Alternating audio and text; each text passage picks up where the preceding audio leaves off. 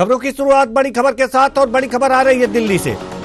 दिल्ली से बड़ी खबर, 5 राज्यों में विधानसभा चुनाव की तारीखों का आज ऐलान हो सकता है। आज चुनाव की तारीखों की घोषणा चुनाव आयोग कर सकता है।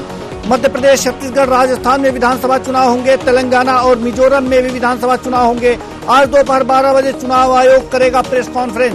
तो बड़ी खबर आपको बता दें, बड़ी खबर दिल्ली से, 5 राज्यों में विधानसभा चुनाव की तारीखों का आज ऐलान होगा। आज चुनाव की तारीखों की घोषणा करेगा चुनाव आयोग। मध्य प्रदेश, छत्तीसगढ़, राजस्थान में विधानसभा चुनाव होंगे। तेलंगाना और मिजोरम में भी विधानसभा चुनाव होंगे। आज दोपहर 12 बजे चुनाव आयोग करेगा प्रेस कॉन्फ्रेंस। तो बड़ी खबर दिल्ली से, 5 राज्यों में विधानसभा चुनाव की तारीखों का ऐलान है। आज चुनाव की तारीखों की घोषणा करेगा चुनाव आयोग। मध्य प्रदेश, छत्तीसगढ़, राजस्थान विधानसभा में चुनाव होंगे। तेलंगाना और मिजोरम में भी विधानसभा चुनाव होंगे। आज दोपहर 12 बजे चुनाव आयोग प्रेस कॉन्फ्रेंस करेगा। इस खबर पर बातचीत के लिए संदीप पौराणिक, वरिष्ठ पत्रकार, हमारे साथ जुड़े हुए हैं। संदीप पौराणिक जी, बहुत बहुत स्वागत है आपका हमारे इस कार्यक्रम में। जी देवेंद्र जी। जी, अब 5 राज्यों के विधानसभा चुनाव की तारीखों का ऐलान होने वाला है। 12 बजे यह मीटिंग रखी जाएगी। क्या लगता है आपको कि अगर जो मध्य प्रदेश और छत्तीसगढ़ की बात करें, ये 5 राज्यों की अगर जो बात कर लें, तो यहाँ पर मध्य प्रदेश में कितने चरणों में चुनाव हो सकता है? हालांकि अगर जो 2018 की बात करें तो 1 चरण में चुनाव हुए थे। छत्तीसगढ़ में कितने चरणों में चुनाव कराया जा सकता है? देखिए देवेंद्र जी, आप ये मान के चलिए कि चुनाव आयोग सुरक्षा के लिहाज से, उपलब्ध सुरक्षा बलों के लिहाज से चुनाव कितने चरण में होगा ये तय करता है। लेकिन मध्य प्रदेश की अगर हम स्थिति की बात करते हैं तो ये संभावना बनी हुई है, और पहले भी चुनाव 1 चरण में हुए हैं। इसलिए ये उम्मीद जताई जा रही है कि मध्य प्रदेश में जो विधानसभा के चुनाव होंगे वो एक ही चरण में कराना आसान होगा। लेकिन वो जो चरण होगा, कोई भी एक चरण, वो मेल खाएगा छत्तीसगढ़ से। अगर छत्तीसगढ़ के चुनाव 2 चरण में होते हैं तो एक चरण छत्तीसगढ़ का और मध्य प्रदेश का साथ साथ होगा। उसके कारण है क्योंकि मध्य प्रदेश का बहुत बड़ा हिस्सा छत्तीसगढ़ को स्पर्श करता है, और वो इलाका भी शामिल है इसमें जो मध्य प्रदेश का नक्सल इफेक्टेड एरिया है और छत्तीसगढ़ का नक्सल इफेक्टेड एरिया। लिहाजा मुझे ये लगता है कि मध्य प्रदेश में जिस चरण का चुनाव होगा उसी चरण में छत्तीसगढ़ के जो राजनांदगांव वाला इलाका लगता है, वहां से उस इलाके के भी उसी चरण में हो सकता है। अब बाकी तो चुनाव आयोग को फैसला करना है। आज उसकी प्रेस कॉन्फ्रेंस है। उम्मीद यही है कि तारीखों का ऐलान होगा, क्योंकि इसके अलावा कोई वजह नहीं है कि चुनाव आयोग कोई प्रेस कॉन्फ्रेंस करे।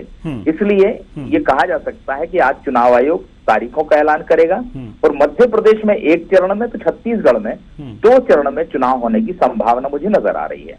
जी, अगर जो मध्य प्रदेश में 1 चरण में चुनाव होते हैं, जैसा पहले भी हो चुका है, छत्तीसगढ़ में 2 चरणों में चुनाव हो सकते हैं, तो कुल मिलाकर के ये देखा जा सकता है कि सुरक्षा के जो इंतजामात हैं और पूरी तैयारियां आज हो चुकी हैं, इसलिए आज ये घोषणा हो सकती है।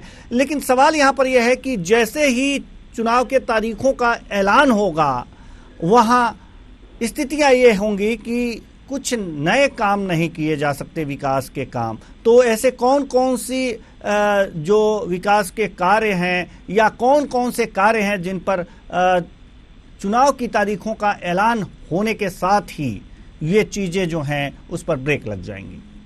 देखिए देवेंद्र जी, आप ये मान के चलिए कि चुनाव आयोग की या चुनाव आचार संहिता लगने से जो मूल काम है वो कभी नहीं रुकते।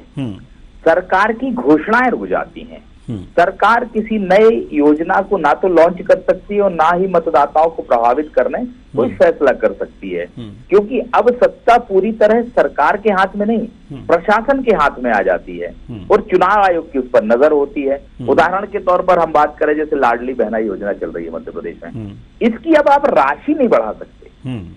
उनको जो लाभ 1250 रुपए का मिल रहा है वो तो मिलता रहेगा, क्योंकि जो चलती हुई योजना होती हैं वो निरंतर जारी रहती हैं। लेकिन जैसा मध्य प्रदेश में शिवराज सरकार ने ऐलान किया था कि वो 3000 रुपए तक ले जाएंगे, तो वो वृद्धि इस दौरान नहीं हो पाएगी। लेकिन 1250 रुपए, जैसे अपन कहते हैं ना कि लोगों को मुफ्त में अनाज मिल रहा है तो वो मिलता रहेगा, राशन मिल रहा है वो मिलता रहेगा, गैस सिलेंडर सस्ती सब्सिडी पर दे दिए गए हैं वो मिलते रहेंगे।